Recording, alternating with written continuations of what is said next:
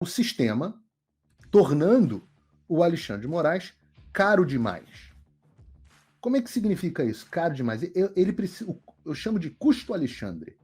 Ele precisa começar a ficar pesado para o establishment carregar. Veja, muita gente acha que fomos nós que tiramos a Dilma do poder. Isso não é exatamente verdade, eu já falei isso para vocês. O sistema tirou a Dilma do poder.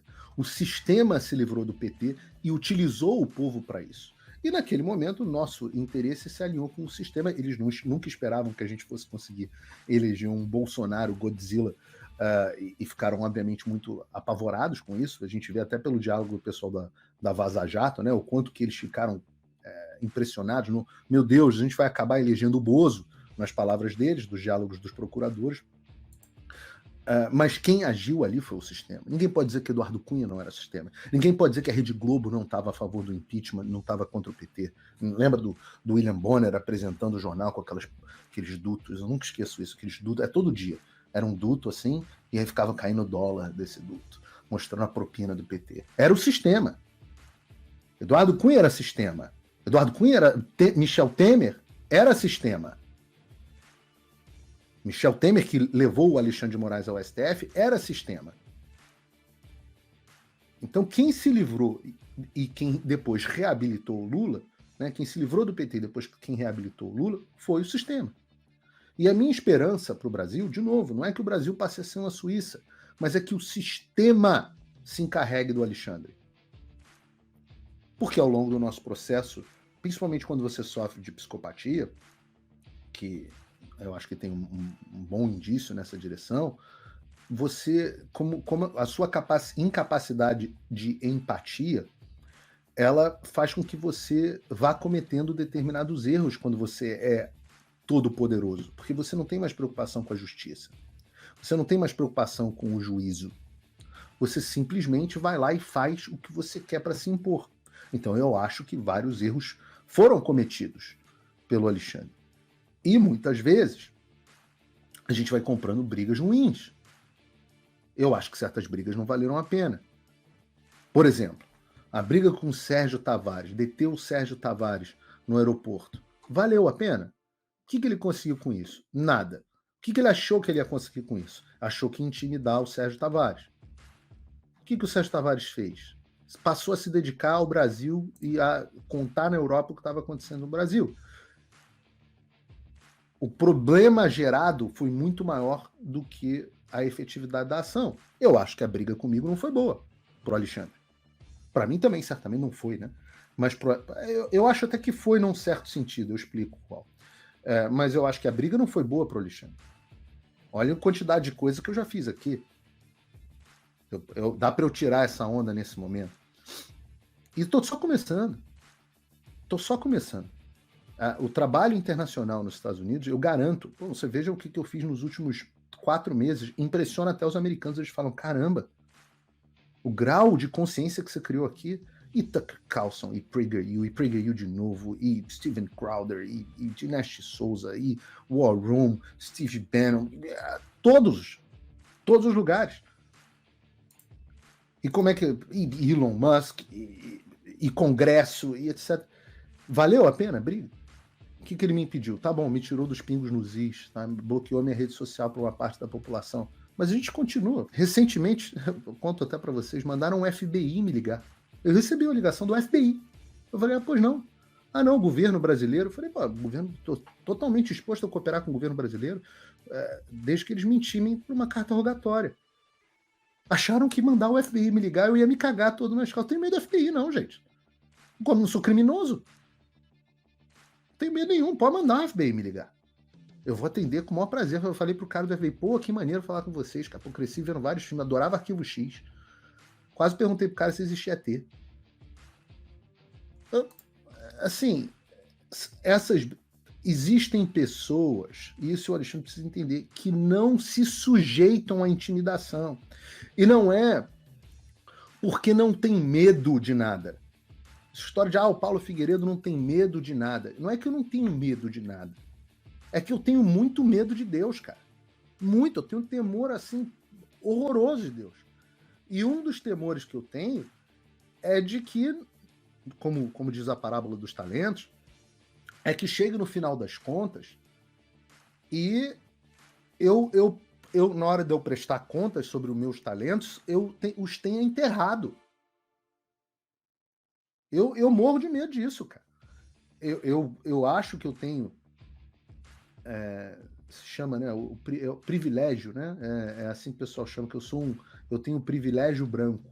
Eu acho que eu tenho vários privilégios. Privilégio de ter tido uma família estruturada, maravilhosa, de ter tido exemplos dentro de casa, pai, avô, maravilhosos, de ter tido a melhor educação possível, passado pelas melhores universidades do mundo, de ter encontrado o professor Olavo de Carvalho no meio do caminho, ter mudado minha formação, o Jordan Peterson. Eu acho que eu tenho o privilégio de estar onde eu estou, privilégio de ter uma condição financeira que me torna menos vulnerável, privilégio de ter tantos apoiadores quanto eu tenho esse privilégio. Agora, a quem muito foi dado, muito será cobrado. E vão aparecer pessoas assim. São pessoas, e eu acredito nisso, eu falo isso para todos vocês. Eu acho que poderia ter gente virtuosa dentro da Polícia Federal, que uma hora vai se levantar contra isso, vai ter gente virtuosa dentro da imprensa, vai ter, como teve o Michael Schellenberg, como teve o Glenn Greenwald, como tem as pessoas dentro da Oeste. Eu acredito que pessoas virtuosas não vão se curvar. E há um outro componente. Mesmo as pessoas não virtuosas, dentre as pessoas não virtuosas, é importante que vocês saibam que o Alexandre de Moraes não é um cara querido. Ele não é um cara querido. Nós temos, o Alexandre e eu, várias pessoas que o conhecem. Eu não vou dizer que temos amigos em comum, mas várias pessoas que o conhecem. Dizem que ele não é uma pessoa agradável, não é uma pessoa simpática. Não é um cara, querido, bonachão. Eu vou dar um exemplo. O Barroso é o oposto. Eu vou falar sobre os dois aqui. O Barroso é o oposto. O Barroso tem vizinhos aqui, amigos meus aqui em Key Biscayne, no apartamento. O Barroso é um cara que eu tenho vários amigos em comum com o Barroso. E todo mundo fala. Barroso é um gente boa. Fux também. Fux é outro que todo mundo diz que é gente boa. O Alexandre, não. O Alexandre, as pessoas, inclusive, que conheceram ele no passado, nunca dizem que ele é um cara legal. E aí, eu digo para você que você, com o tempo, vai fazendo inimigos. Você tem, de um lado, as pessoas virtuosas que não vão parar, e você tem, de outro lado, os inimigos que esses caras vão fazendo. E um dos exemplos dos inimigos que esses caras vão fazendo saiu na reportagem na Folha de São Paulo. Eu peço para tirarem as crianças da sala. Eu vou ter que abrir aqui Normalmente eu não coloco Folha de São Paulo, tá? Eu estou tendo que colocar aqui. Peço desculpas aqui, obséquio aqui a vocês, porque se vocês assistiram o eclipse solar, botem esse óculos do eclipse agora para ler a reportagem da Folha comigo, mas tem que ser a Folha, porque a Folha é que tem o acesso aos ministros do STF. E essa reportagem saiu na Folha de São Paulo de ontem, do dia 15, que é assim: Barroso se indispõe com Moraes e Gilmar e corre risco de se isolar no STF. Barroso é o presidente do STF. E o presidente da corte impôs derrotas aos ministros em ações. E se você for ler a reportagem, você vai lendo a série de tretas que aparentemente vem acontecendo entre Barroso, que é o mais ideológico dos ministros, e Alexandre de Moraes e Gilmar Mendes. E eu recomendo a leitura dessa reportagem, apesar de ser da Folha de São Paulo, porque a Folha conversa com alguns ministros. E eu não acredito que a Folha seria totalmente capaz de inventar. Se fosse sobre o Bolsonaro, certamente seria inventado, mas a Folha não falaria do STF sem ter alguma coisa aí por trás. A gente não sabe exatamente o quê. Mas eles dizem aqui: ministros relataram à Folha sobre reserva, ou seja, isso foi vazado por algum ministro do STF. Repare, já tem ministro do STF vazando informação de futrica na corte para a imprensa, que a irritação de Moraes ficou maior porque o Barroso teria articulado nos bastidores a mudança de posição de Luiz Fux, que foi decisiva para o resultado do julgamento. Está falando aqui do julgamento sobre as sobras eleitorais. O presidente da casa é o Barroso. Mas quem manda no Supremo Tribunal Federal? Ora, os caras que mais mandam no STF mesmo são o Alexandre e quem tem dado suporte a ele, que é o Gilmar Mendes. Reparem que a declaração do Barroso sobre a treta Musk e Alexandre de Moraes não foi a mesma que simplesmente chamou do Gilmar, que simplesmente chamou o Alexandre de tesouro e etc. Parecia uma coisa, parecia a Dona Florinda se referindo ao Kiko, uma coisa vergonhosa. Reparem, não. A posição do Barroso foi simplesmente, ora, isso é uma página virada, está pegando muito mal isso para minha corte, eu preciso que se pare de falar desse assunto, vamos esperar os autos, porque a gente vai ver, as pessoas falam muito, mas no final fazem pouco, etc, etc. Não há uma defesa do Alexandre nesse momento. Então a gente fica olhando e falando assim, talvez, quem sabe as coisas não estejam assim tão maravilhosas por lá, pelo reino do Xandaquistão dentro do STF. E eu digo isso para vocês porque uma hora os inimigos começam a sentir o cheiro de sangue. Os tubarões sentem o cheiro de sangue no mar. E eu diria que o Alexandre começou a sangrar. E aí todos os adversários que ele foi construindo ao longo do processo, que toleraram ele, começam a reparar, bom, o Bolsonaro já não é mais um problema, ele está inelegível e o PT está no poder. Então, aquela utilidade do Alexandre já acabou. 2, para que a gente vai ficar com esse cara que é um arrogante, insuportável, com o rei na barriga e que está fazendo muita besteira e no final vai acabar expondo a gente para uma situação pior? Eu acho que esse cheiro de sangue começa a ser percebido também pelos editoriais dos jornais.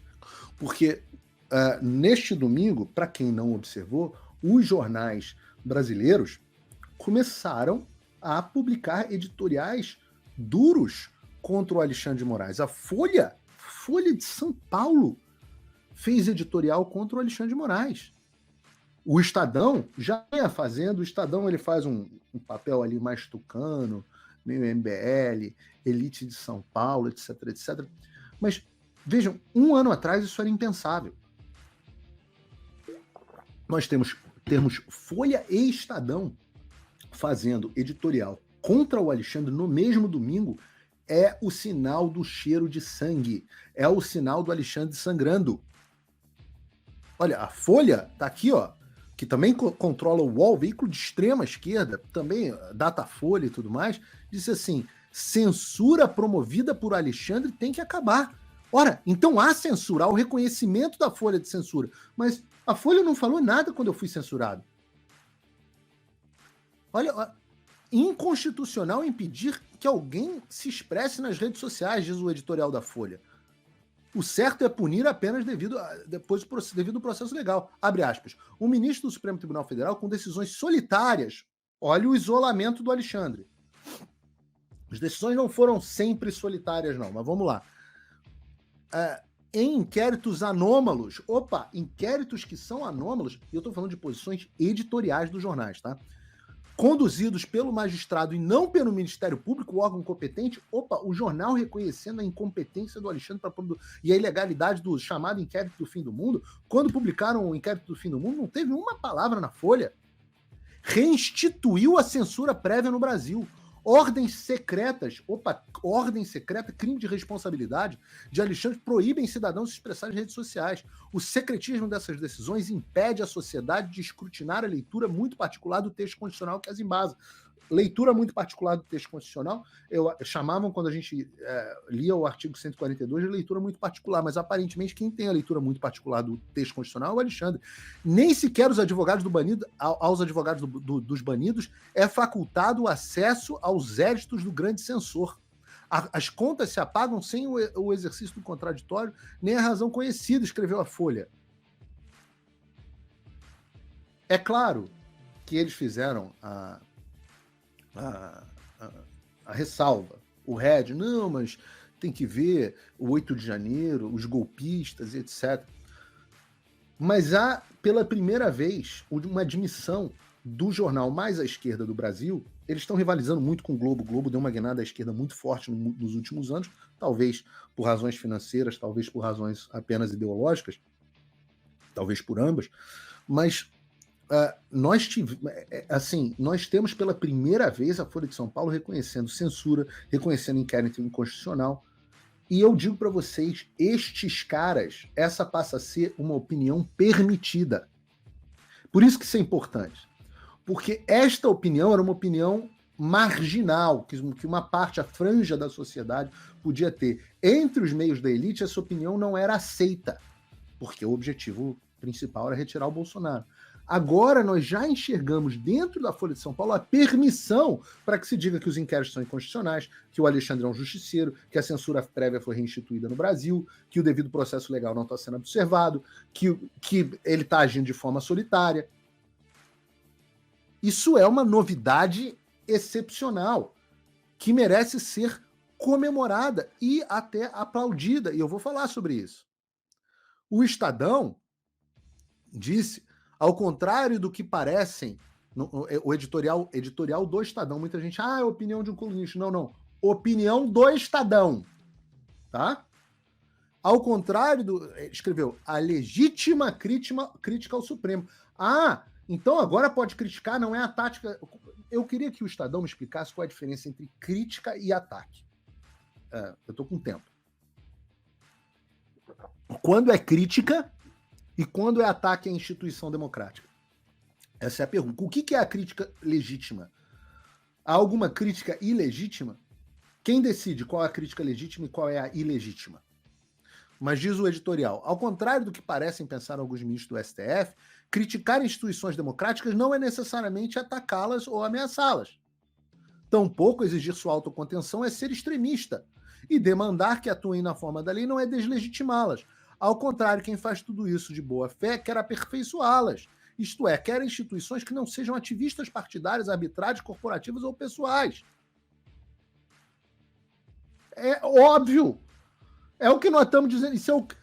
Olha, vocês estão vendo o eclipse, aquele momento onde corpos se encontram e passam a ficar na frente do outro. Vocês estão vendo um eclipse entre o Alan dos Santos e o Estadão e a Folha de São Paulo. Todos nós, os astros estão todos alinhados falando a mesma coisa. Só que vocês estão dizendo a mesma coisa que nós dizíamos há 5 anos, quando começaram esses inquéritos. É um pouco tarde. É muito tarde. Graças à omissão de vocês, muita gente sofreu. Vocês fecharam os olhos para os desmandos e arbitrariedades contra aqueles que vocês gostariam de ver se ferrando. Eu, inclusive. Vocês são cúmplices dessa situação que está acontecendo. Mas, neste momento, o que eu tenho para dizer a vocês é: vai, não peques mais.